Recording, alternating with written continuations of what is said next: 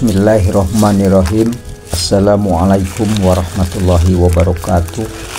Bismillah, alhamdulillah, wala haula wala quwwata illa billah. Baiklah, pada kesempatan kali ini saya akan bahas tentang tanah dalam perspektif Islam. Di dalam ajaran Islam, tanah disebut dengan al-ard, yang artinya sebagai bumi.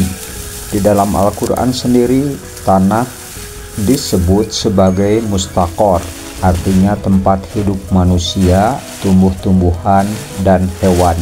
Lalu secara definitif, tanah bisa diartikan sebagai media tumbuh tanaman. Secara kimiawi, tanah didefinisikan sebagai gudang penyimpanan dan penyuplai unsur hara. Secara biologis, tanah merupakan habitat biota atau organisme yang berpartisipasi aktif dalam penyediaan hara tersebut dan zat-zat adiktif atau pemacu tumbuh atau proteksi bagi tanaman. Yang ketiganya secara integral mampu menunjang produktivitas tanah untuk menghasilkan biomasa dan produksi baik tanaman pangan, tanaman obat-obatan, industri perkebunan maupun kehutanan. Yang lebih jauh lagi, menurut Al-Quran itu mengambil kata mustaqor, tempat hunian di mana manusia menetap selama hidupnya di dunia. Namun tidak sekedar itu, tanah adalah tempat manusia berasal, tempat manusia berpijak, dan tempat manusia kembali kepada kematiannya. Jadi, tinjauan teologis, tanah sangat penting bagi kehidupan manusia. Tidak saja karena sebagai makanan berasal, tetapi juga tanah bisa digunakan sebagai alat bersuci untuk kepentingan ibadah dan sumber air keluar. Banyak terjadinya bencana, tanah longsor, banjir, global warming yang terjadi akhir-akhir ini merupakan akibat manusia yang serakah, manipulatif, eksploitatif terhadap tanah itu sendiri, dan penggunaan lahan-lahan yang sewenang-wenang.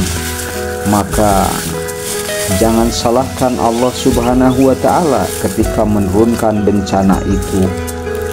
Dengan demikian, tanah itu adalah mutlak milik Allah, sedangkan manusia hanyalah sebagai khalifah yang ditugasi merawat, menjaganya. Demikian di dalam Al-Quran Allah berfirman. Di dalam Al-Quran Allah Subhanahu wa Ta'ala mewanti-wanti, wala tufsidu fil ard, janganlah kamu berbuat kerusakan di muka bumi. Dengan demikian, merusak bumi berarti merusak qadar Allah. Hal ini mempertegas bahwa maknanya menunjukkan bahwa manusia bertugas untuk melindungi bumi yang sudah merupakan tempat yang baik bagi hidup manusia. Jadi tugas reformasi berkaitan dengan usaha pelestarian lingkungan hidup yang sehat dan alami. Lalu tugas hidup manusia selanjutnya adalah memerlukan pengertian yang tepat tentang hukum-hukum Allah Subhanahu wa Ta'ala yang menguasai ciptaannya.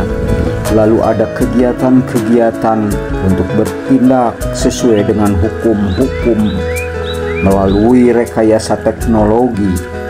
Lebih jelas lagi, bagaimana pemanfaatan alam ini dilakukan dengan menggunakan daya cipta dan kreasi yang tinggi dengan menggunakan prinsip-prinsip keseimbangan.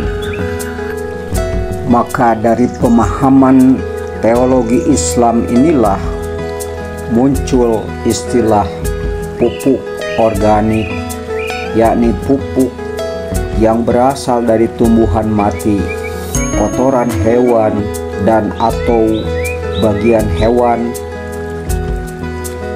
atau limbah organik lainnya yang telah melalui proses rekayasa berbentuk padat ataupun cair dapat diperkaya dengan mineral dan atau mikroba yang bermanfaat untuk meningkatkan kandungan hara dan bahan organik tanah serta memperbaiki sifat fisik, kimia, dan biologi tanah. Maka berbicara tentang pertanian seakan-akan ada perintah yang tersirat bahwa kita harus lebih dekat dengan pencipta, yaitu Allah Subhanahu wa Ta'ala, sebagai pencipta tanam-tanaman, sayur-sayuran, pertanian, dan peternakan. Semuanya terintegrasi yang memberikan faedah saling ketergantungan satu dengan yang lainnya. Bercocok tanam sangatlah penting umpamanya bagi kelanjutan hidup, apalagi dengan menanam sayuran sangat penting dalam memenuhi kebutuhan hidup. Tanaman bayam misalkan itu berkhasiat bagi manusia dan makhluk hidup lainnya. Tanaman padi juga merupakan hal yang sangat urgen dalam kelanjutan hidup manusia. Di dalam Al-Quran, Allah berfirman agar kamu bercocok tanam 7 tahun berturut-turut sebagaimana biasa. Kemudian apa yang kamu tuai itu hendaklah kamu biarkan di tangkainya kecuali sedikit untuk kamu makan. Ini adalah ayat Al-Quran di dalam Quran Surat Yusuf ayat 47. Dengan ayat ini, para ulama dengan jelas menganjurkan manusia pada umumnya dan petani pada khususnya untuk menyisihkan benih. Hal tersebut dilakukan agar dapat ditanam pada musim-musim berikutnya. Ayat ini juga menganjurkan manusia agar menyimpan bahan makanan sebagai persediaan pada musim paceklik. Demikian mengenai konsep pertanian yang dapat disajikan berdasarkan teologi Islam. Semoga bermanfaat. Wallahu ta'ala a'lam. Wassalamualaikum warahmatullahi wabarakatuh.